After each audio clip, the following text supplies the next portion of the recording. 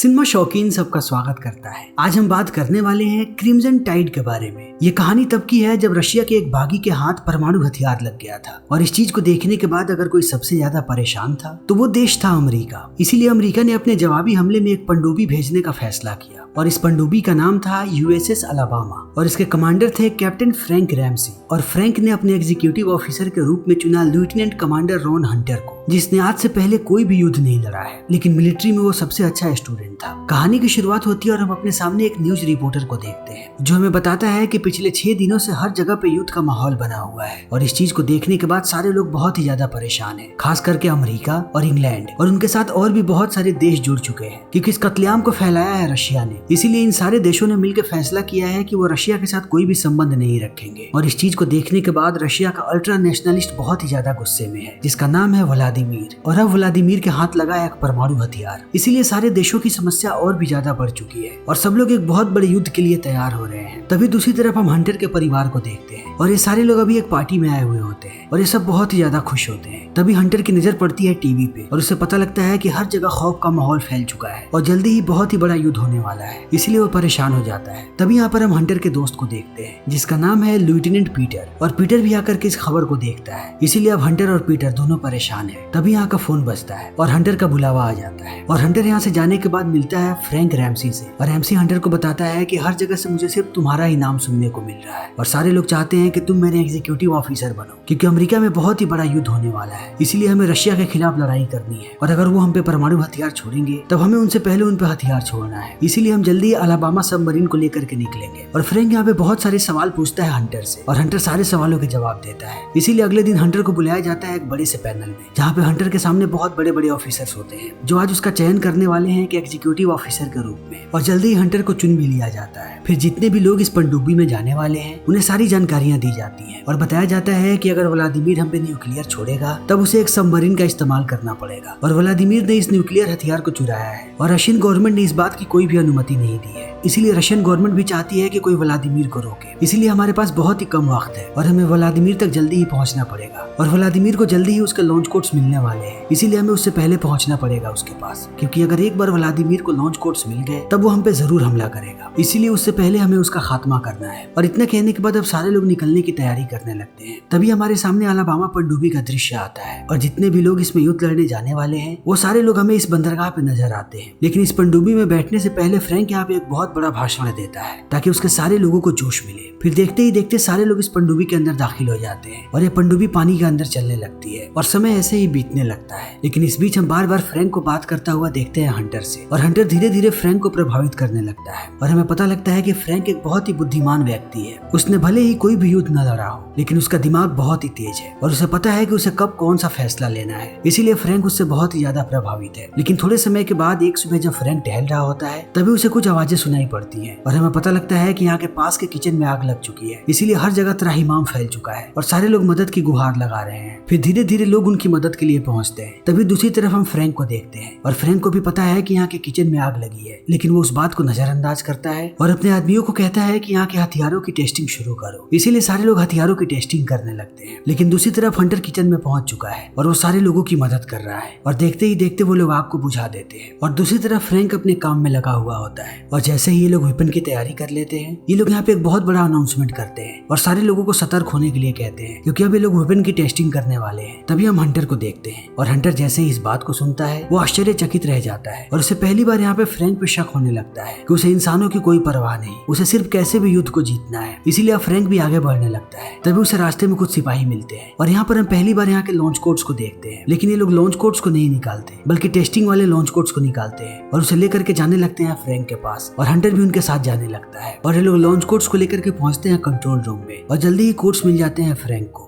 फिर वो अपना लॉन्च की निकालता है और सारे वेपन्स की टेस्टिंग करने लगता है। तभी इन्हें डॉक्टर का संदेश मिलता है और इन्हें पता लगता है कि किचन में एक आदमी की मृत्यु हो चुकी है जो यहाँ का सबसे हेड शेफ था। और इस चीज को देखने के बाद हंटर और भी ज्यादा परेशान होने लगता है और वो फ्रैंक के साथ जाकर के उसकी लाश देखता है और फ्रैंक भी इस चीज को महसूस कर पाता है कि हंटर बहुत ही ज्यादा गुस्से में है, इसीलिए अब फ्रैंक अपने कमरे में जाता है और हंटर उसके पीछे पीछे जाता है। तब फ्रैंक हंटर को कहता है कि तुम इतने गुस्से में क्यों हो, तुम्हें लगता है कि मैं एक बहुत ही वाहियात आदमी हूँ और मैंने इंसानों की परवाह नहीं की बल्कि सिर्फ अपने टेस्टिंग पे ध्यान दिया और इस बात को सुन के कहता है हंटर कि हाँ मुझे ऐसा ही लगता है। तब फ्रैंक बताता है कि तुम्हें बिल्कुल ही गलत लगता है, मैं अपने सारे सिपाहियों को हमेशा ही तैनात रखना चाहता हूँ। जब युद्ध शुरू होता है तब ऐसे बहुत सारे आग लगते हैं और उस समय हमें अपने काम पे ध्यान देना चाहिए, और मैंने वही किया। वहाँ पे आग लगी थी लेकिन मैंने अपने काम पे ध्यान दिया और मैंने सारे हथियारों की टेस्टिंग की, और इस चीज से अब बाकी सिपाही भी तैयार रहेंगे। लेकिन हम हंटर की आंखों में देख पाते हैं कि वो अभी भी निराश है और उसे लगता है कि अगर फ्रैंक चाहता तब आज उस आदमी की मृत्यु नहीं होती। लेकिन फिर भी हंटर यहाँ पे कुछ नहीं बोलता और चुपचाप फ्रैंक के कमरे से बाहर निकल जाता है और ऐसे ही अपनी एक्सरसाइज करते रहता है। तभी यहाँ के लोगों को एक संदेश मिलता है और ये संदेश आया होता है इनके हाई कमांडिंग ऑफिसर से। फिर जल्दी ये लोग इस संदेश को लेकर के पहुंचते हैं फ्रैंक के पास, और जब फ्रैंक संदेश को पढ़ता है तब उसे पता लगता है कि अब व्लादिमीर के हाथ लॉन्च कोड लग चुका है, इसीलिए अब वो कभी भी न्यूक्लियर हथियार छोड़ सकता है। और इस चीज को देखने के बाद सारे लोग परेशान हो जाते हैं और ये समझ जाते हैं कि इन्हें जल्दी एक्शन लेना पड़ेगा। इसीलिए जल्दी यहाँ पे एक बैठक बैठती है और यहाँ के सारे लोगों को ये पूरी बात बताई जाती है कि जल्दी यहाँ पे युद्ध होने वाला है, इसीलिए अब इन सबको मानसिक और शारीरिक दोनों तौर से तैयार रहना है। लेकिन इस खबर को सुनने के बाद यहाँ के ज्यादातर लोग परेशान हैं और उनके अंदर बहुत ही ज्यादा बेचैनी है, इसलिए जल्दी ही किचन में दो लोग लड़ने लगते हैं। और इस चीज को देखने के बाद हंटर वहाँ पे पहुंचता है और उन दोनों को अलग करता है और उन्हें समझाता है कि अगर उन लोगों ने दोबारा ऐसा कुछ भी किया तब उन्हें बहुत ही कड़ी से कड़ी सजा दी जाएगी। और इतना कहने के बाद अब हंटर पहुंचता है फ्रैंक के पास और कहता है कि क्रू के सारे लोग बहुत ही ज्यादा परेशान हैं, क्योंकि इसमें से ज्यादातर लोग अपनी पहली लड़ाई लड़ रहे हैं, इसीलिए धीरे धीरे वो अपना मानसिक संतुलन खो रहे हैं। और मैंने बहुत सारे लोगों को आपस में लड़ते हुए देखा है, इसीलिए जरूरत है कि हम सबसे बात करें। लेकिन फ्रैंक उसकी बातों को नहीं सुनता और वो तुरंत ही माइक उठा लेता है और वो सारे लोगों को कहता है कि मुझे अभी अभी पता लगा है कि यहाँ के बहुत सारे लोग डर चुके हैं और वो परेशान है, इसीलिए मैं सबको बताना चाहता हूँ कि डरपोकों के लिए इस पनडुब्बी पे कोई भी जगह नहीं है, क्योंकि तुम लोग अगर युद्ध से पहले डर गए तब पता नहीं तुम लोग युद्ध में क्या करोगे। इसीलिए जिसको भी डर लग रहा है वो अभी के अभी इस पनडुब्बी को छोड़ सकता है, वरना अगर वो इस पनडुब्बी पे रहेगा तब उसे बिना डरे दुश्मन का मुकाबला करना पड़ेगा। इसलिए अब ये फैसला तुम सबका है कि तुम्हें पनडुब्बी पे रह के लड़ना है या फिर इससे बाहर जाना है और बुज़दिलों की जिंदगी जीनी है। और इतना कहने के बाद फ्रैंक माइक को रख देता है और समय ऐसे ही बीतने लगता है और कोई भी इस पनडुब्बी को छोड़ करके नहीं जाता। लेकिन थोड़े समय के बाद इन्हें अपने रडार में कुछ नजर आता है और इस चीज को देखने के बाद ये सब लोग फिर से परेशान होने लगते हैं और ये कंफर्म करने लगते हैं कि आखिर इनके रडार में क्या है। और थोड़ी देर देखने के बाद इन्हें पता लगता है कि यहाँ पे एक और पनडुब्बी है और ये समझ जाते हैं कि ये रशियन पनडुब्बी है, इसीलिए जल्दी यहाँ पे फ्रैंक आता है और ये समझ जाते हैं कि अब युद्ध की शुरुआत होने वाली है, इसीलिए लोग तैयारियां करने लगते हैं। तभी फिर से अमेरिका से संदेश आता है और इन्हें पता लगता है कि अमेरिकी सरकार ने सैटेलाइट से कुछ दृश्य देखे हैं जिससे उन्हें पता लगा है कि व्लादिमीर जल्दी ही न्यूक्लियर हथियार छोड़ने वाला है। इसीलिए अब इनके पास पूरी की पूरी अनुमति है कि अगर ये चाहें तब ये व्लादिमीर पे मिसाइल छोड़ सकते हैं, क्योंकि अगले 1 घंटे में वो लोग न्यूक्लियर हथियार छोड़ने वाले हैं। और इस चीज को देखने के बाद अब फ्रैंक एक बार फिर से अपने सारे क्रू को अलर्ट कर देता है और हमला करने के लिए तैयार करने लगता है। इसीलिए सारे लोग जाकर के जल्दी से लॉन्च कोड्स को बाहर निकालते हैं और उसे लेकर के आते हैं कंट्रोल रूम में और जल्दी जल्दी सारी चीजों की पुष्टि करने लगते हैं। और यहाँ के सारे कमांडिंग ऑफिसर्स भी रेडी होते हैं मिसाइल को छोड़ने के लिए, इसीलिए वे लोग पनडुब्बी को लेकर के नीचे जाने लगते हैं। और जैसे जैसे ये लोग पानी की गहराइयों में जाते हैं ताकि ये लोग वहाँ से मिसाइल छोड़ सके, वैसे वैसे इन्हें पता लगता है कि एक रशियन पनडुब्बी इनके पास ही है। लेकिन यहाँ पे सबसे बड़ी समस्या ये है कि अब इन्हें संदेश नहीं मिल पाएगा, क्योंकि अमेरिकी सरकार की रेंज से बाहर है। इसीलिए अगर उन लोगों ने कोई संदेश भेजा तब वो संदेश इनके पास नहीं पहुंचेगा। और ऐसा ही होता है, जैसे ये लोग पानी की गहराइयों में जाते हैं इन्हें एक और संदेश मिलता है, लेकिन वो लोग रेंज से बाहर होते हैं, इसीलिए लोग समझ नहीं पाते कि आखिर इस संदेश में क्या लिखा है। और जल्दी ये बात पता लग जाती है हंटर को, इसीलिए अब हंटर एक बार फिर से परेशान होने लगता है और फ्रैंक को कहता है कि हमें ऊपर जाना चाहिए और ऊपर जाने के बाद हमें इस संदेश को पूरा पढ़ना चाहिए, क्योंकि हमें पता नहीं कि इस संदेश में क्या हो सकता है। लेकिन फ्रैंक एक बहुत ही जिद्दी आदमी है, वो कहता है कि हम बिल्कुल भी ऊपर नहीं जा सकते क्योंकि हमारे पास बिल्कुल भी वक्त नहीं है और रशियंस हमारे करीब आ रहे हैं, इसीलिए हमें उन पे हमला करना पड़ेगा। तभी ये लोग देखते हैं कि रशियन पनडुब्बी अब इनके बिल्कुल ही करीब आ चुकी है और जल्दी वो लोग टॉर्पीडो छोड़ देते हैं। इसीलिए फ्रैंक कहता है कि अब हम लोग भी टॉर्पीडो छोड़ेंगे। फिर जैसे ही ये लोग टॉर्पीडो छोड़ते हैं दोनों टॉर्पीडो जाकर के आपस में टकरा जाते हैं और यहाँ पे एक बहुत ही बड़ा ब्लास्ट होता है और इस ब्लास्ट के झटके अलाबामा पनडुब्बी में भी महसूस होते हैं, इसीलिए कुछ लोग घायल भी हो जाते हैं। तभी हंटर को आधा अधूरा संदेश मिलता है और वो समझ नहीं पाता है कि आखिर इस संदेश में क्या लिखा है, लेकिन उसे पता है कि यह संदेश अमेरिकी सरकार भेज रही है। इसीलिए वो जल्दी से इस संदेश को लेकर के पहुंचता है फ्रैंक के पास और कहता है कि हमें अभी के अभी ऊपर जाना पड़ेगा क्योंकि यह संदेश बहुत ही ज्यादा जरूरी है। लेकिन फ्रैंक ऊपर जाने से मना कर देता है, लेकिन हंटर उसे बार बार ऊपर जाने के लिए कहता है और इस चीज को देखने के बाद फ्रैंक भड़क जाता है और वो हंटर को कहता है कि तुम मुझे नहीं बताओगे कि मुझे क्या करना है और तुम शायद इस बात को भूल रहे हो कि मैं तुम्हारा सीनियर हूँ। तब हंटर कहता है कि आप शायद इस बात को भूल रहे हैं कि जिन लोगों ने इस संदेश को भेजा है वो आपके भी सीनियर हैं और आपको उनकी बात सुननी पड़ेगी। फिर इस बात को सुनने के बाद फ्रैंक बहुत ही ज्यादा गुस्सा हो जाता है और वो हंटर पे चिल्लाने लगता है और कहता है कि मैं तुम्हें अभी के अभी तुम्हारे पद से बर्खास्त करता हूँ और जल्दी ही तुम पे कार्यवाही होगी क्योंकि तुमने अपने सीनियर के ऑर्डर को नहीं माना है। इसीलिए तुम्हें यहाँ पे बंधक बना करके रखा जाएगा। लेकिन हंटर कहता है कि आप मुझे मेरी ड्यूटी से बर्खास्त नहीं कर सकते, क्योंकि मैं यहाँ का सेकंड कमांडिंग ऑफिसर हूँ और अगर 2 ऑफिसर की सहमति हो तब हम आपको आपके भी पद से हटा सकते हैं। और इतना कहने के बाद वो बात करता है 3rd कमांडिंग ऑफिसर से और वो कमांडिंग ऑफिसर भी मिल जाता है हंटर के साथ। इसीलिए लोग फ्रैंक को उसके पद से हटा देते हैं और हंटर कहता है कि फ्रैंक को ले जा करके उसके कमरे में बंद कर दो। फिर वो उसे लॉन्च खींच लेता है और अब फ्रैंक यहाँ का नया कमांडिंग ऑफिसर बन जाता है और जल्दी ही माइक लेकर के सारे लोगों को एक खबर देता है। लेकिन इस बात को सुनने के बाद आधे लोग खुश होते हैं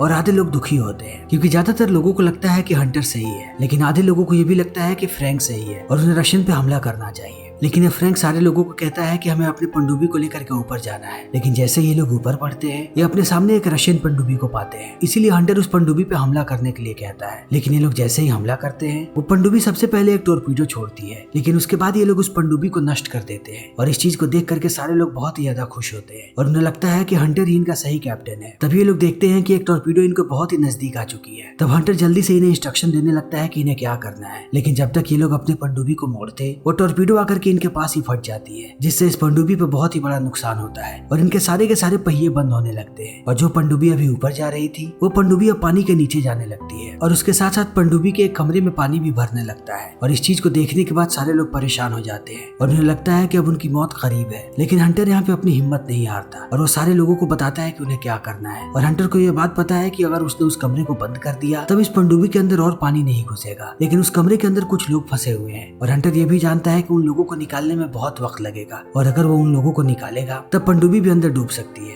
इसीलिए वो सारे लोगों को आदेश देता है कि उस कमरे को बंद कर दो और लोग ऐसा ही करते हैं। और जब वो लोग कमरे को बंद करते हैं तब उस कमरे में कुछ लोग बचे होते हैं और वो सारे लोग पानी में डूब करके मर जाते हैं। लेकिन धीरे धीरे ये लोग ऐसे ही अपने काम में लगे रहते हैं और जल्दी एक बार फिर से पनडुब्बी की मशीनें चलने लगती हैं और ये पनडुब्बी ऊपर जाने लगती है और धीरे धीरे सारे लोग खुश होने लगते हैं। लेकिन यहाँ पे कुछ लोग ऐसे भी हैं जो बहुत ही ज्यादा डर चुके हैं और वो कहीं ना कहीं फ्रैंक को मिस कर रहे हैं और उन्हें लगता है कि हंटर बहुत ही खतरनाक है और अगर वो थोड़ी देर तक और यहाँ का कमांडिंग ऑफिसर रहा तब सारे लोगों की जान भी जा सकती है। और ये सारी चीजें देख करके लेफ्टिनेंट बॉबी बहुत ही ज्यादा परेशान हो जाता है और वो उस जगह पे जाता है जहाँ पे फ्रैंक को बंद करके रखा गया है। इसीलिए वो जाता है फ्रैंक के पास और फ्रैंक को सारी बातें बताता है। तब फ्रैंक कहता है कि अगर हंटर थोड़ी देर तक और ये सारी चीजें करता रहा तब हम अलाबामा को खो देंगे। इसीलिए फ्रैंक यहाँ पे बॉबी को कुछ लोगों के नाम बताता है और कहता है कि उन्हें जाकर के इकट्ठा करो और मैं जैसा कहता हूँ वैसा करो, हमें एक बार फिर से इस पनडुब्बी का कमांड चाहिए। इसीलिए बॉबी पहुंचता है उन सारे लोगों के पास और उन्हें पूरी की पूरी बातें बताता है और कहता है कि अगर हमने जल्दी से मिसाइल नहीं छोड़ा तब जल्दी ही रशियन हम पे हमला कर देंगे, सारे के सारे लोग मारे जा सकते हैं। लेकिन यहीं पे पीटर होता है जो एक बार फिर से हंटर के सपोर्ट में आता है और कहता है कि हंटर भी गलत नहीं है, हमें दूसरे आदेश को पढ़ना चाहिए, तभी हमें पूरी की पूरी सच्चाई पता लगेगी। लेकिन अब ये सारे लोग मिलकर के पीटर को समझाने लगते हैं और कहते हैं कि हमारे पास इतना वक्त नहीं है, इसीलिए हमें जल्दी से एक्शन लेना पड़ेगा। और पीटर भी इनकी बातों में आ जाता है। इसीलिए अब ये सारे लोग एक साथ हो जाते हैं और सबसे पहले वहाँ जाते हैं जहाँ पे फ्रैंक को बंधक बना करके रखा गया है। फिर ये लोग फ्रैंक को रिहा करवाते हैं और सारे लोग कंट्रोल रूम की तरफ आगे बढ़ने लगते हैं। तभी हम हंटर को देखते हैं और अब उसे भी इस बात का एहसास हो चुका है कि कुछ गड़बड़ चल रहा है यहाँ पे। इसीलिए वो भी प्लानिंग करने लगता है कि अगर फ्रैंक ने उसे पकड़ लिया और अगर उसे बंधक बना दिया गया तब भी हंटर ने जो सोचा है वो काम चलता रहे। इसीलिए वो यहाँ के आदमी को पूरी की पूरी प्लानिंग बताता है। लेकिन प्लानिंग करने के बाद वो जैसे ही कंट्रोल रूम में वापस आता है वो अपने सामने फ्रैंक को पाता है और उसके साथ जितने भी ऑफिसर्स होते हैं वो यहाँ के सारे लोगों पे बंदूकें तान देते हैं। तब फ्रैंक सबसे कहता है कि जितने भी लोग मेरे साथ हैं वो अभी के अभी मेरे साथ आ जाएं और जितने भी लोग हंटर के साथ हैं वो कहीं अपनी जान भी खो सकते हैं। और इस बात को सुनने के बाद सारे लोग डर जाते हैं और ज्यादातर लोग फ्रैंक की साइड चले जाते हैं। और इस चीज को देखने के बाद अब फ्रैंक आदेश देता है कि जल्दी से जल्दी हंटर को ले जाकर के नीचे बंद कर दिया जाए, क्योंकि जल्दी उस पर कार्यवाही होने वाली है। और ऐसा ही होता है, सारे लोग ले जाकर के हंटर और उसके साथियों को नीचे बंद कर देते हैं। लेकिन यहाँ पे हंटर की दूसरी प्लानिंग शुरू होती है, क्योंकि उसने पहले ही एक आदमी को तैयार कर लिया था। इसीलिए वो आदमी आगे बढ़ता है और नीचे के गार्ड्स को पीटने लगता है और उन्हें पीटने के बाद पहुंचता है हंटर के पास और वो हंटर को रिहा करवा देता है। इसीलिए अब हंटर अपनी यूनिफॉर्म को बदल लेता है ताकि उसे कोई भी ना रोके। तब तक दूसरी तरफ हम फ्रैंक को देखते हैं और अब फ्रैंक ने पूरी की पूरी तैयारी कर ली है मिसाइल छोड़ने की और अब कुछ ही मिनट्स में ये लोग मिसाइल को छोड़ देंगे। तभी हंटर बाहर निकलता है और वो पीटर से कांटेक्ट करता है और कहता है कि अब सब कुछ तुम्हारे हाथ में है, क्योंकि इस युद्ध को सिर्फ और सिर्फ तुम ही रोक सकते हो। इसीलिए अब तुम्हें निश्चय करना है कि तुम शांति चाहते हो या फिर युद्ध, क्योंकि बिना तुम्हारी अनुमति के वो लोग मिसाइल नहीं छोड़ सकते, क्योंकि उनका सारा का सारा कंट्रोल तुम्हारे ही पास है। इसीलिए अब तुम्हें सोचना है कि तुम क्या चाहते हो। और इतना कहने के बाद हंटर फोन रख देता है और पीटर सोच में पड़ जाता है। और दूसरी तरफ हंटर अपने हथियार लेकर के तैयार हो जाता है और अपने सारे लोगों के साथ हथियार लेकर के कंट्रोल रूम की तरफ आगे बढ़ने लगता है। तभी हम फ्रैंक को देखते हैं जो आदेश देता है कि ये लोग मिसाइलों को छोड़ दे और वो लोग वहाँ से ट्रिगर दबाने लगते हैं। लेकिन अब आखिरी ट्रिगर पीटर को दबाना है, लेकिन पीटर रुक जाता है और वो ट्रिगर को नहीं दबा पाता क्योंकि उसके कान में अभी भी हंटर की बातें गूंज रही है। और फ्रैंक इस चीज को देख करके समझ जाता है कि फिर से गड़बड़ हो रही है। इसीलिए वो अपने कुछ आदमियों को लेकर के पहुंचता है पीटर के पास और उस पर बंदूक तान देता है और कहता है कि मैं अभी के अभी चाहता हूँ कि तुम लॉन्च कोड्स को दबाओ और मिसाइल छोड़ो। लेकिन पीटर मना करने लगता है। फिर फ्रैंक कहता है कि मैं तुम्हें गोली मार दूंगा, लेकिन पीटर का डिसीजन तभी नहीं बदलता। और इस चीज को देख करके फ्रैंक समझ जाता है कि उसे अपनी जान की परवाह नहीं। इसीलिए वो उसके एक साथी पे बंदूक तान देता है और कहता है कि अगर तुमने अभी के अभी लॉन्च कोड्स को नहीं दबाया और ट्रिगर को ऑन नहीं किया तब मैं इसे अभी के अभी गोली मार दूंगा। और इस चीज को देखने के बाद अब पीटर डर जाता है और वो लॉन्च कोड्स को डाल देता है। फिर जैसे ये लोग ट्रिगर दबाते हैं उसी समय दूसरी तरफ हंटर पहुंच जाता है कंट्रोल रूम में और वो लॉन्च कीज को बाहर निकाल देता है। इसीलिए हमला एक बार फिर से रुक जाता है और इस चीज को देखने के बाद अब फ्रैंक बहुत ही ज्यादा गुस्से में होता है। इसीलिए वो भागता हुआ पहुंचता है कंट्रोल रूम में और वो एक के बाद एक पंचेस बरसाने लगता है हंटर पे और हंटर को कहता है कि आखिर तुम क्या चाहते हो। तब हंटर कहता है कि मैं बस इतना चाहता हूँ कि एक बार हम उस संदेश को पढ़ें और उसके लिए हमें ऊपर जाना पड़ेगा और एक बार अगर हमने संदेश को पढ़ लिया उसके बाद अब जो कहेंगे वही होगा। और इस बात को सुनने के बाद अब फ्रैंक भी चुप हो जाता है और कहता है कि तुम्हारे पास बस थोड़ा सा समय है और इतनी देर में हमें उस संदेश को पढ़ना है। और इस बात को सुनने के बाद अभी लोग पनडुब्बी को लेकर के ऊपर जाने लगते हैं। तभी इन्हें वो संदेश मिल जाता है। फिर फ्रैंक जैसे इस संदेश को पढ़ता है उसे पता लगता है कि सारे के सारे बागियों ने आत्मसमर्पण कर दिया है, इसीलिए न्यूक्लियर लॉन्च को रोक दिया गया है और अमेरिकी सरकार चाहती है कि ये लोग भी किसी मिसाइल को ना छोड़े। लेकिन अब फ्रैंक जैसे इस संदेश को पढ़ता है वो आश्चर्यचकित रह जाता है और उसे पता लगता है कि वो कितनी बड़ी गलती करने जा रहा था। इसीलिए वो चुप हो जाता है और जल्दी ही रेडियो उठाता है और सारे के सारे क्रू मेंबर्स को संदेश देता है और कहता है कि अब हम कोई भी हमला नहीं कर रहे हैं, इसीलिए अभी के अभी हमले को रोक दो। और इस बात को सुनने के बाद अब क्रू के सारे लोग खुशियां मनाने लगते हैं क्योंकि कोई भी नहीं चाहता था कि यहाँ पे युद्ध हो। और अब फ्रैंक को भी पता लग गया है कि हंटर एकदम सही था और इन्हें पहले ही हंटर की बात सुननी चाहिए थी और हंटर ने यहाँ पे फिर से एक बार फ्रैंक को प्रभावित किया है। इसीलिए अब फ्रैंक के नजरों में हंटर की इज्जत और भी ज्यादा बढ़ चुकी है। फिर फ्रैंक सबको कहता है कि अब हम अमेरिका वापस जा रहे हैं। फिर समय ऐसे ही बीतने लगता है और जैसे ही ये लोग अमेरिका वापस आते हैं यूएस नेवी की एक बहुत बड़ी बैठक बैठती है और इन दोनों को उसमें पेश होना पड़ता है। फिर इन्हें बताया जाता है कि इन लोगों ने बहुत सारे नियमों का उल्लंघन किया है और इन दोनों को मिलकर के एक साथ काम करना चाहिए था, ना कि एक दूसरे के खिलाफ। लेकिन फिर भी सारे लोग यहाँ पे हंटर की तारीफ करते हैं क्योंकि उसने बिल्कुल ही सही डिसीजन लिया। और उसके साथ साथ ये लोग ये भी बताते हैं कि फ्रैंक अब रिटायर हो रहा है, लेकिन रिटायर होने से पहले उसने एक रिक्वेस्ट डाली है और ये रिक्वेस्ट है कि हंटर को अब नया कमांडिंग ऑफिसर बना दिया जाए अलाबामा का। और इस बात को सुनने के बाद अब हंटर बहुत ही ज्यादा खुश होता है और उसके साथ साथ वो आश्चर्यचकित भी होता है और वो समझ नहीं पाता है कि फ्रैंक ने आखिर ऐसा क्यों किया, क्योंकि इन दोनों के बीच बहुत ही ज्यादा मतभेद हुई थी। इसीलिए हंटर जैसे ही बाहर आता है वो फ्रैंक का शुक्रिया अदा करता है। तब फ्रैंक कहता है कि तुम डिजर्व करते हो और तुम एक बहुत ही बढ़िया लीडर बनोगे। और इतना कहने के बाद वो यहाँ से निकल जाता है और इसी के साथ ये फिल्म यहीं पे खत्म हो जाती है। तो दोस्तों हमारी आज की ये वीडियो यहीं पे खत्म होती है। अगर आपको हमारी ये वीडियो पसंद आई हो तो इसे लाइक करें, शेयर करें और चैनल को सब्सक्राइब करें। Thank you.